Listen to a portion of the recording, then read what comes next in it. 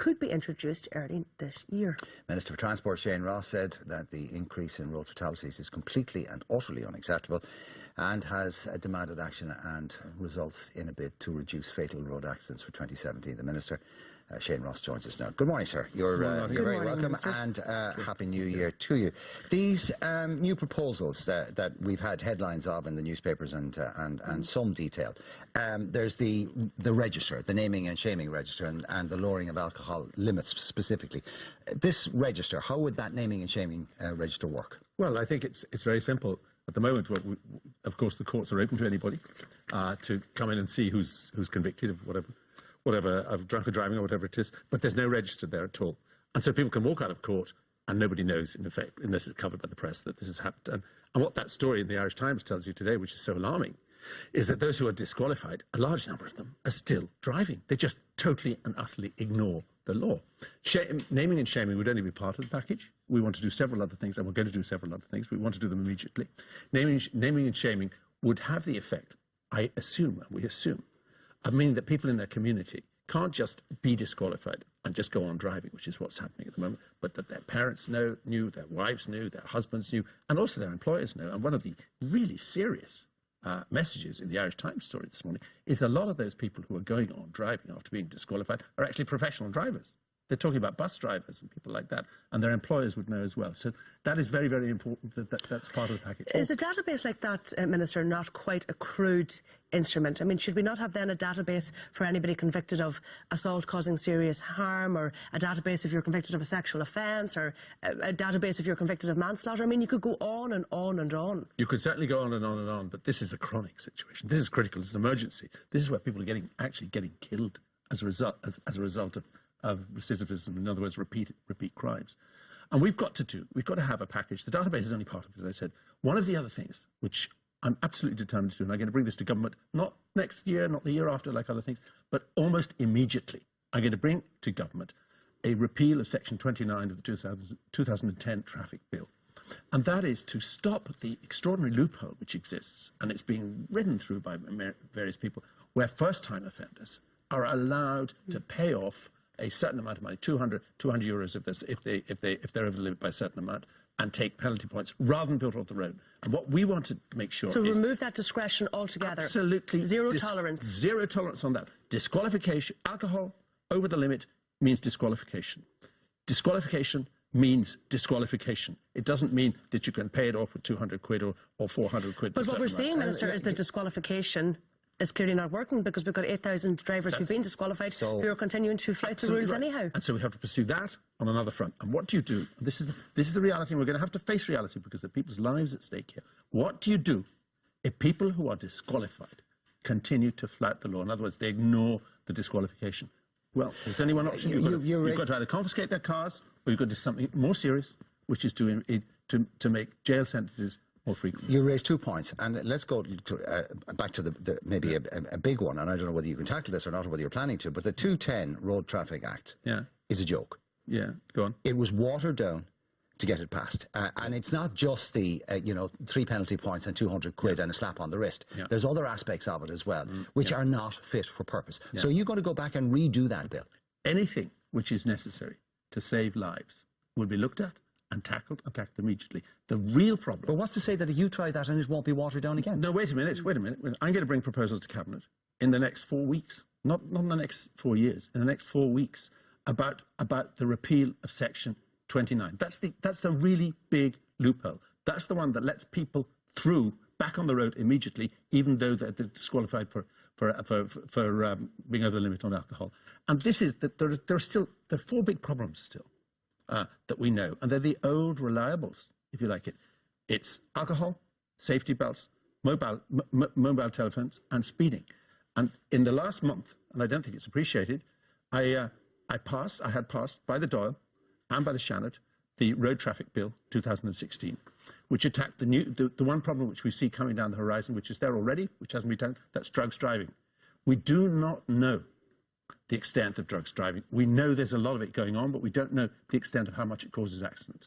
That is now being put on the same basis as alcohol driving. Okay, can I ask you, right, if you're going to do this and tackle it seriously, we culturally have a problem with alcohol in this country, and then that extends into all other areas of our life, and notably what happens on our roads.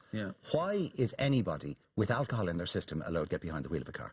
Well, any alcohol. Why not ban, if you want to drive a car, you cannot have alcohol in your system. End of story. The body actually, you can't bring it down to zero, really, I think, technically, for chemical reasons. The body actually produces alcohol automatically, so it has to be about 0.2. But there is a case, and I'm looking at this, and this is something which we will do if it is necessary, or we will introduce it if it is necessary, which is to bring it down to zero, because alcohol does affect your judgment, and 1 pint affects your judgment. But Minister, let's look at that. Let's look at that a little further down the road and see that accidents that are caused with people with alcohol in their system. It's not people with 20, 30, 40, or the 50 milligrams or 60 milligrams. It's way above that. Are you not penalising people who can have 1 bottle of beer and drive home for the reckless behaviour of people who have a lot more than that? And they tend to be the people who are causing accidents. Well, they're the people who are getting disqualified.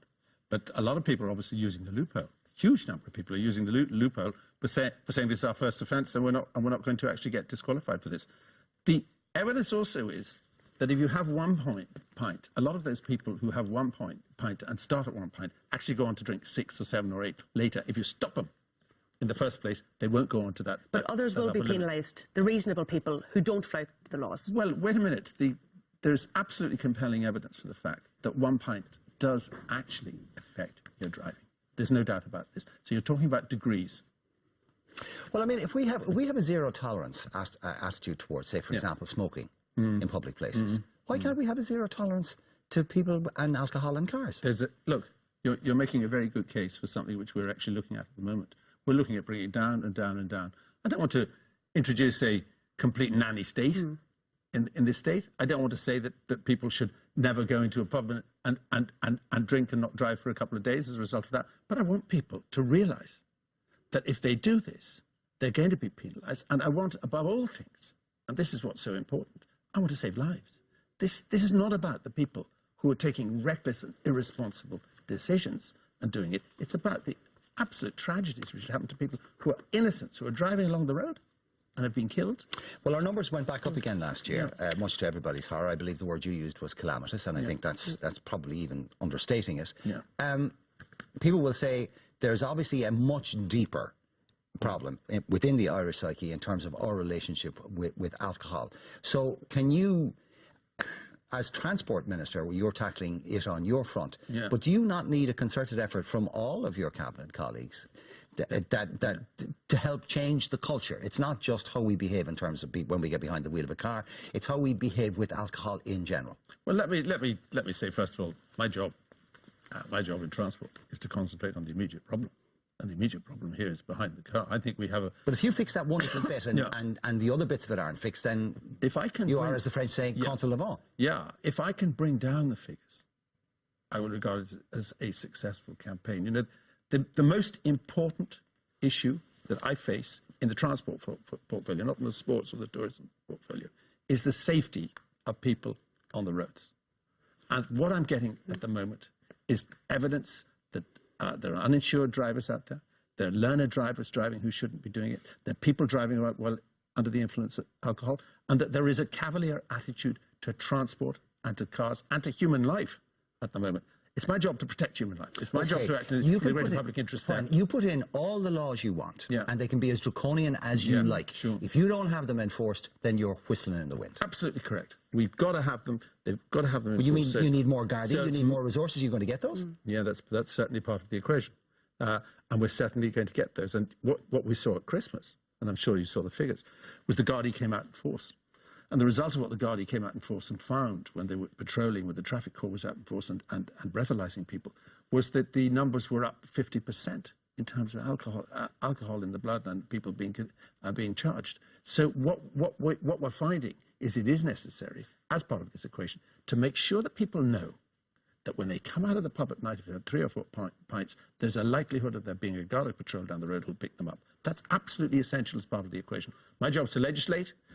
It's up to the Guards to operate that legislation and to produce the patrols. The signs are very good. They were very good at Christmas that they were actually they were discovering this. They were finding this. There were very alarming results. but the signs are that they're going to continue with this. And the number of Gardaí going up, as you know. Minister, to introduce this measure, in fact, to introduce any measure, you're going to need the support of all of your Cabinet colleagues. I mean, you've said yourself before Christmas that relationship with your Cabinet colleagues, particularly those obviously in Fine Gael and not members of the Independent Alliance, was fractious, to say the least. Has that improved at all?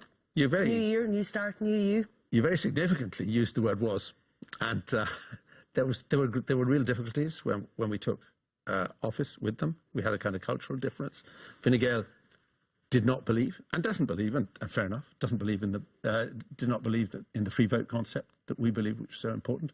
And we had a real clash about that last June and July about issues like the fatal fetal abnormalities, and we had clashes about other things. But that's calmed down, and I know it's very difficult for people to believe when things have calmed down, but that's gone down. And the personal relationships are now good, political relationships are good, but you've got to remember something. We weren't elected in the Independent Alliance just to be agreeable in Cabinet, and we're not going to be just agreeable in Cabinet.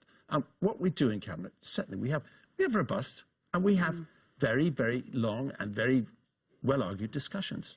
But the result of that has always been that we fixed a compromise and we've gone on with the job, and we're going to continue to do that. And how are you finding, we've always known you obviously as the opposition TD, Shane Ross, and we know you as the newspaper columnist. How are you finding being on the other side? Because from everything I read, particularly I suppose before Christmas, there was a lot of personal criticism of you and your job as Minister for Transport and the role that you were playing, whether it was in the bus disputes or the Lewis disputes. Do you feel those attacks have been quite personal? Are they quite personal because of the role that you played before? And people are holding you out to quite a high standard? Maybe they were personal. You know, I think they're fair enough. Actually, to be honest, I think it's perfectly reasonable that people should hold me up to the standards which I held when I was in opposition. I hope I'm being able to do that. But I think it's perfectly fair that people should be as critical as I was. Were there mistakes made then, if they were fair to criticise you? I think so. I mean, of course there were mistakes made. I can't identify them, but of course I made mistakes and I continue to make mistakes. But the criticism tended to concentrate on on things like, you know, the Olympics and maybe the bus strikes. I was blamed for all the bus strikes, which I probably didn't, so it wasn't really responsible for. I kept away from them as much as possible and let them sort themselves out. But it's in the nature of the opposition, wherever they are, and in the press, to be very critical of people like me in positions that I'm in. And I'm perfectly happy for them to do that. To be quite honest, I did it myself for so long. I couldn't complain about people doing it to me, and I'm not complaining about it. Well, come back to us in a couple of months and we'll go again then. Okay, thank you. Happy New Year, all the best. Thank you very much. That's Mr. Shane Ross. Let's take the news now. Here's Cheryl.